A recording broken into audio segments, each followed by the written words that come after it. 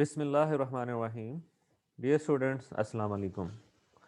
अपने previous lecture में हमने ये देखा था कि जब आप कर्नल ऑफ होमोमॉर्फिज्म्स जो है, जिसको आपने आई का नाम दिया था, वो बना लेते हैं, तो उसके बाद अगर आप को सेट्स को अगर एक जगह कलेक्ट करते हैं, जैसे ए प्लस आई या r plus I, r from the ring, तो अगर ये सारे को सेट्स आप एक जगह जो है इकट्ठे कर ले, तो उनको रिंग का स्ट्रक्चर देने के लिए हमने यानी कि सब रिंग का, तो ये कलेक्शन ऑफ कोसेट्स को, तो हमने एडिशन और मल्टीप्लिकेशन जो है एक स्पेशल स्टाइल से हमने उसमें डिफाइन की थी। और फिर हमने ये देखा था कि जो मल्टीप्लिकेशन के वेल डिफाइंड होने की रिक्वायरमेंट है, वो हमें एक स्पेशल टाइप का स्ट्रक्चर जो है उसकी रिक्वायरमेंट के ऊपर फोर्स करती है, जो कि आइडियल टाइप का स्ट्रक्चर होता है। तो उसको हम देखते हैं, आइडियल की डेफिनेशन जो है करते हैं, और फिर हम जो है कोशेंट रिंग्स जो है उसकी बात करेंगे। ठीक है जी। तो आइए बिस्मिल्लाह करते हैं जी।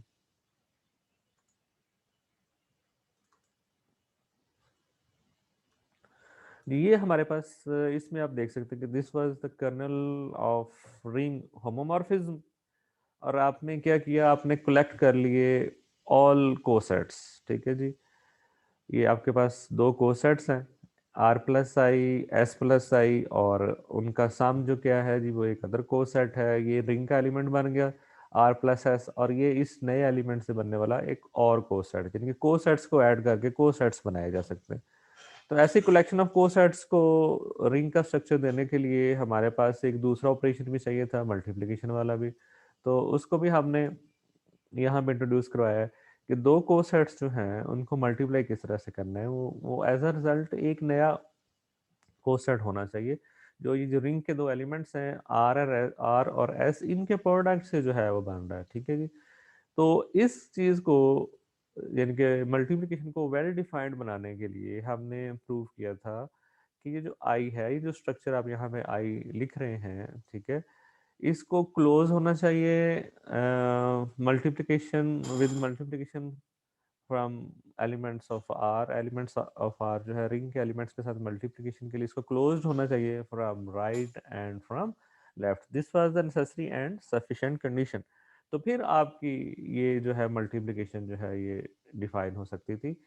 ठीक है। तो उसके लिए अब हमने क्या किया, हमने ये सारी अब, और बाकी जो, जैसे उसने कहा कि बाकी सारी चीज़ें ऑटोमेटिकली इसमें आ जाएंगी, जैसे उसने उसमें से एक डिस्ट्रीब्यूटिव लॉ जो है आपको प्रूव करके दिखा दिया। ठीक है। तो ये आपने अब जो है इसको पढ़ भी लिया होगा।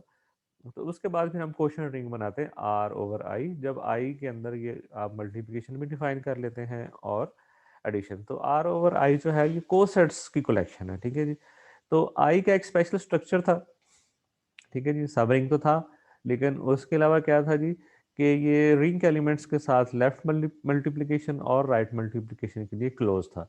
तो उसी चीज़ को हम यहाँ पे आप देखते हैं कि सबसे पहले तो आर आई जो है वो क्या होता है, आपके पास आई जो है वो सबसेट ऑफ रिंग आर है। तो आर आई क्या होगा जी, सिंपली आप इस आई जो कि सबसेट ऑफ आर है, इसके हर एलिमेंट को लेफ्ट साइड से रिंग के एलिमेंट आर से मल्टीप्लाई कर दें। ऐसे ही आई आर क्या है, आई के सारे एलिमेंट्स को रिंग के एलिमेंट आर से आप जो है वो राइट से मल्टीप्लाई कर दें। ठीक है जी। अब फर्दर जो है हम आइडियल जो है उसकी डेफिनेशन देते हैं कि आइडियल क्या होता है। ठीक है जी। आइडियल जो है सबसे पहले एक ऐसा सबसेट जो कि सबसे पहले उसका सब रिंग होना जरूरी है। ठीक है जी। Subset I of R is, ये लेफ्ट आइडियल की डेफिनेशन है कि आई इज अ सब रिंग ऑफ आर। और दूसरा क्या है जी, कि जब उसको लेफ्ट साइड से रिंग के एलिमेंट्स के साथ मल्टीप्लाई किया जाए, जैसे ये आपने वन के अंदर आर आई डिफाइन किया है। ठीक है जी। ये आपने यहाँ में दैट इज आर आई। तो जब, इसलिए उसके अंदर लेफ्ट आइडियल का नाम यूज हुआ है, क्योंकि लेफ्ट मल्टीप्लिकेशन की बात कर रहा है।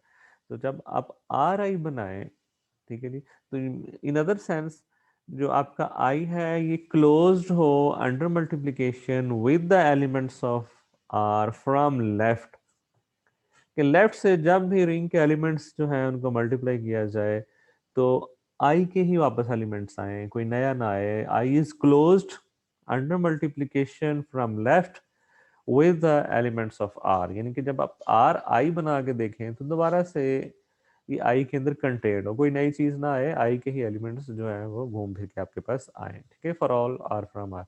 तो अगर कोई सबसेट जो है इसके अंदर ये दो चीजें हैं कि सब रिंग है और लेफ्ट साइड से मल्टीप्लिकेशन जो है क्लोज्ड है with elements of the ring, तो उसको लेफ्ट आइडियल कहा जाएगा।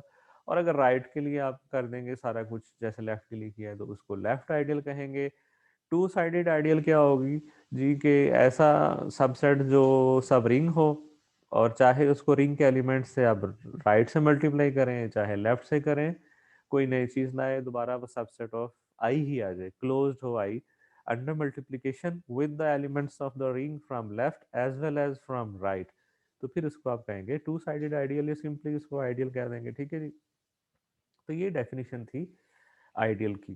तो लास्ट जो लेक्चर था उसमें हमें जो मल्टीप्लिकेशन हमने डिफाइन की थी ना कोसेट्स वाली, तो उसमें हमें इस तरह का स्ट्रक्चर चाहिए था कि जो आपका जो उसमें आई लिखा हुआ था वो क्लोज हो under multiplication with the elements of R from right as well as left. तो ये सूरत हाल वहाँ पे थी।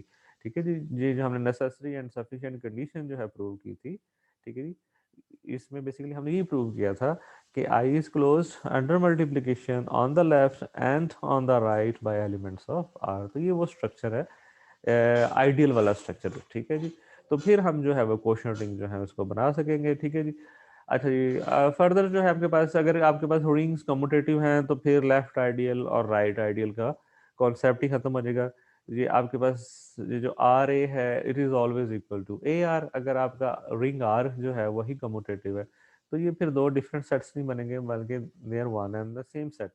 तो in that particular case when the rings are commutative, ठीक है जी, the notions of left right and two sided ideas coincide। ठीक है जी। जो जो लेफ्ट होगा वही राइट भी होगा, वो टू साइडेड भी होगा, और सारे जिनके जो नोशंस हैं तीनों, उनका मतलब एक ही हो जाएगा। अच्छा जी।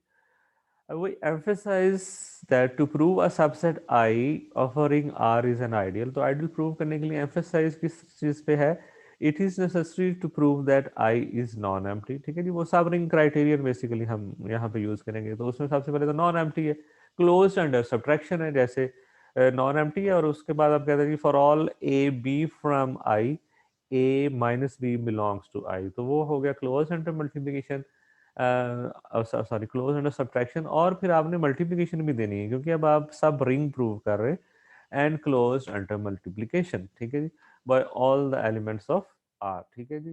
तो ये आपके पास आपने उसको आइडियल बनाने के लिए प्रूव करना है कि क्लोज अंडर मल्टीप्लिकेशन है। ठीक है जी। अब सब रिंग से आगे निकल गया ना, हम बिल्कुल इसको आइडियल बनाना है।